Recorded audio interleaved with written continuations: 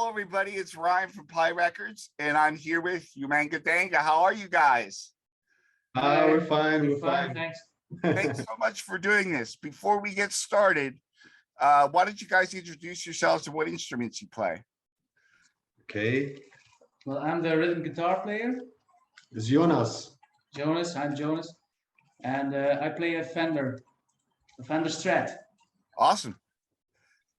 And I'm Stefan, and I play the lead guitar, and I play mostly a Fender Jaguar. Awesome. Or Jaguar, or yeah.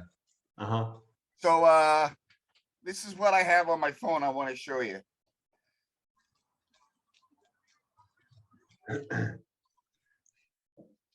That's our what's it called? Our discography. Yes, Exactly. listening to Shady Girls today.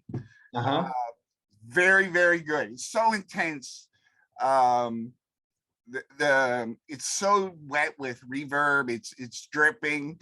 It's really intense music, played really well. Where did you guys get the energy to put out such great music?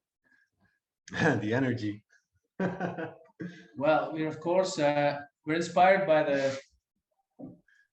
the retro surf, California surf, but we try to extend that to other regions. That is mainly Europe, of course, but we can go all over the place. And we like to extend that to ethnic influences that we have. Not so much with Shady Cove Limbo. That was really a classic surf thing that we did. But often we try to extend that to other regions. Yeah, Okay. I think the tune Shady Cove Limbo, one of the two tunes on the was directly inspired by bands like Message Shops or something, like, you know, which has quite a classic vibe in a way, but it's our way of trying to incorporate more of a classic thing, simple melody. I don't know, man. So, But fast, right? yeah. Which is awesome for me to listen to. Fast music is always better. Excellent. Thank you. So you play guitar too, yeah? yeah, right here. Yeah, I'm working on some surf stuff actually. Cool. Okay. Great. So hopefully it turns out well. Mhm. But tell me, I've interviewed other bands from the Netherlands, Amsterdam, Belgium. Tell me some of the bands that you kind of connect with and share shows, ideas, promotion. Well, it's not really a very it's hard to say, but the scene is not so much alive here, I think, in Belgium. Well, it is a small scene, if anything, but the scene that is there can always count on many people liking it. So it's a strong scene, I think, but it's rather small. Of course, you had the revival of the surf in the 90s. Then it blew up a bit, and then it got smaller, but it never really got away. So it never really disappeared, and it's always there still. There are many enthusiasts when it goes to surf, and if it goes about bands that we like to share the stage with, we've got, of course, Los Venturas, Cool that we bands. like. There are other bands. There's not a lot, but 50 Foot Combo is a reference here in Ghent that many people may know that like surf. It's a Belgian surf band. And in the Netherlands, there are some other bands that we like to connect with. I think you did an interview with Stories from Shame Hill. Oh yeah. Yeah, well, we'll do a double show, I think, in October with them in Holland. Yeah. Yeah, they have a new record. Yeah, you have it. Okay, cool. Exactly, great. Return of the Space Mariachis. Yeah. Yeah. Did you see the cover for the vinyl? I think so. Yeah, I think I saw it on Facebook. Yeah. Really good. Yeah, I think the guitar player is the graphic designer as well. Yeah, it's amazing. Yeah. Joris. Yeah. Okay. Cool. So tell me a little bit about how long your band has been together and what inspired you to put Humanga Danga into motion. Okay. Well, I think it's about 7 or 8 years now that we've been together. Yes, initially Yeah, it has yeah. been like that. Yes. Yeah, okay. But the bass player, Bart, who's not here, and Jonas, they started up the band. Because they had a surf band when they were younger, when they were 17, 18 or something. Exactly, You yes. tell the story. Well, when the bass player and I were 17, 18, 19, 20 years old, we were in that 90s surf revival. We like to play, we had a band, Kalikoba, and we like to play mainly covers, but also songs that we made ourselves. But then it disappeared, of course. And now we're a little bit older, but we never got rid of the surf virus. So we wanted to start that up again. And it seemed to work. We got some other musicians, drummer, and then Steph came in as a lead guitarist. We were very pleased with his skills. And then from there, it sort of got its own identity because mainly at the start of the band, we played some covers and some own songs. But then we really got inspired, like I said, by all kinds of tunes, ethnic tunes sometimes, but also classic Californian surf tunes. And then it sort of blended together to a style that we call our own. And yeah, we really like to do that. So to honor the initial surf classic legacy, but also to make it into something that is still relevant nowadays. Awesome. Awesome. What are your you guys obviously are influenced by people such as Dick Dale.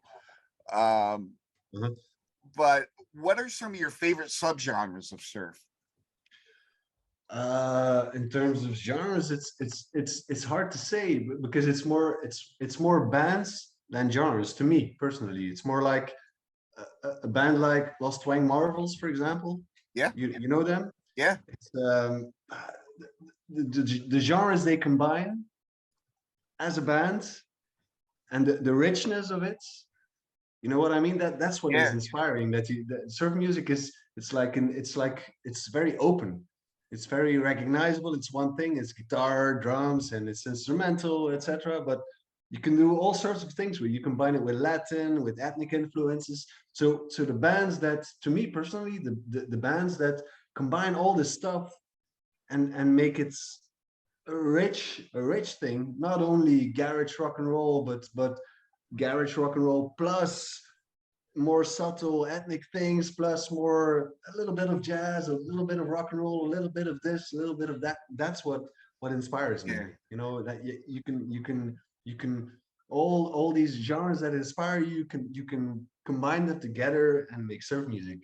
So that's what it is for me. So it's more the bands that do it than specific genres. There's certain type of playing that really interests me is the cumbia and the Cumbia, yeah. aleki. Yeah, sure. Uh-huh. When that is combined with surf music, I think that's quite a blend. Would you agree? Yeah. Okay. Uh-huh. I must say, other bands, of course, we are very much fans of the Langhorns. Yeah. Uh-huh. We think that is one of the best surf bands, in starting the revival, of course, because their identity is so original. Uh-huh.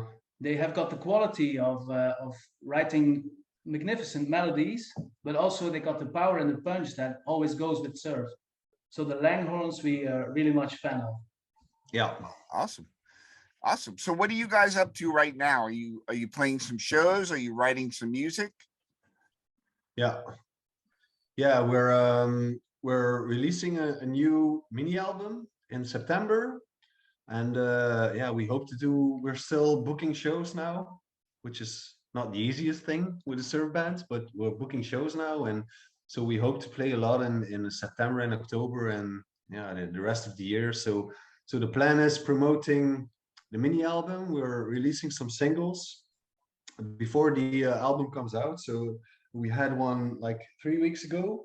Yes, the first one. Lima Bean Bodyboards, and at the end of this month is the second single, Thunder Mug. And then in summer we have another song, and in September the EP or the mini album arrives. Yes, and we plan Yeah. to have a streak of shows in Belgium and the Netherlands. to promote our EP. But more stuff about the EP is coming up in the coming months and weeks. Awesome. So you got a lot going on. It's very Okay. busy, very busy. Yeah. That's awesome. So did you put your music out yourself, or are you affiliated with anybody? No, it's we do it with DistroKit, which you can do yourself. It's a digital distributor, and we will print a CD, so we have something for sale at our shows. And we wanted to do vinyl, but it's too expensive for us right Yeah. now. And the waiting times are Insane. ginormous, and Yeah. it's very expensive. So I don't know. Right now, it's we do it ourselves, but maybe in the future we had some interest from surf labels to do something. So we'll see what that could bring us, maybe in terms of cooperating in the future or something. Yeah. Awesome. Yeah. Awesome. If people want to get in contact with you about a show, or maybe touring, or just to get a hold of your music, how can they contact you? Well, I'd say you've got all our socials, of course. You can go online, and there every information is available. We've got links, we've got Facebook, Instagram, all these things, so you can easily see there what email addresses or phone numbers you can use. So mainly I am now booking stuff, but in the past or in the future it may change, because as you said, we've got a lot going on, so we got to make sure every one of the band is doing something else, promote Yeah. this, or be busy with that, or work on the album cover and stuff. So we're really trying to work together, and it may vary, but all the links and all the information is available online. I'd say contact us through Facebook or something, and we'll reply, and you can book us to come to America and do a tour there. And Oh, that'd be awesome. yeah, sure.